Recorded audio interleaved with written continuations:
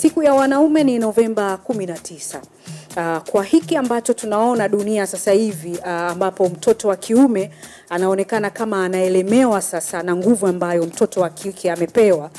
Hauoni kama kuna haja sasa ya hii siku ya wanaume duniani tarehe 19 na yenyewe sasa ikabebwa kwa ukubwa kama jinsi ambavyo tunaibeba siku ya wanawake kwa sababu ya anguko ambalo tunaliona kwa mtoto wa kiume?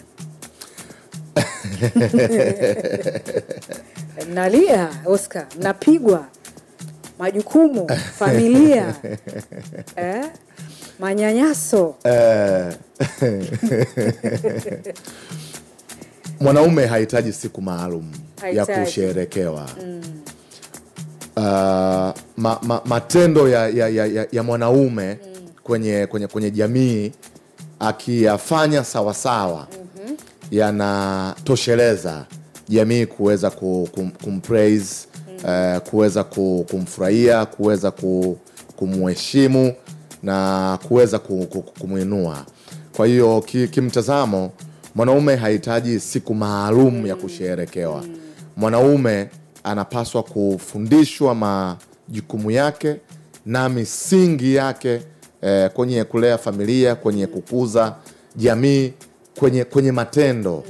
Kwa sababu unajua majukumu haya ya mwanamke, majukumu haya ya mwanaume, kinachoyagawanya ni jamii. Kwa hiyo jamii yetu sisi ya Kiafrika, jamii yetu sisi ya Kitanzania, yako majukumu ambayo yamekuwa assigned kwa mwanaume, na yako majukumu ambayo yamekuwa assigned kwa mwanamke.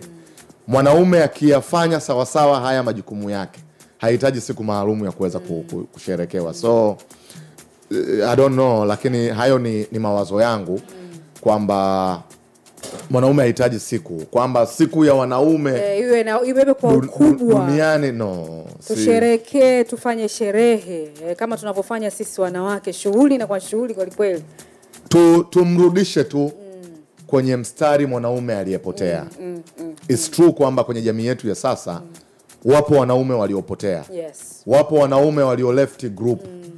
Kwa hiyo turudi kwenye misingi yetu ya utamaduni wa kwetu na namna ambavyo jamii imegawanyisha majukumu ya mwanaume na mwanamke kwenye jamii yetu. Tuendeni tukamrudishe huyu mwanaume aliye left group, arudi kwenye vikao vya kiumeni.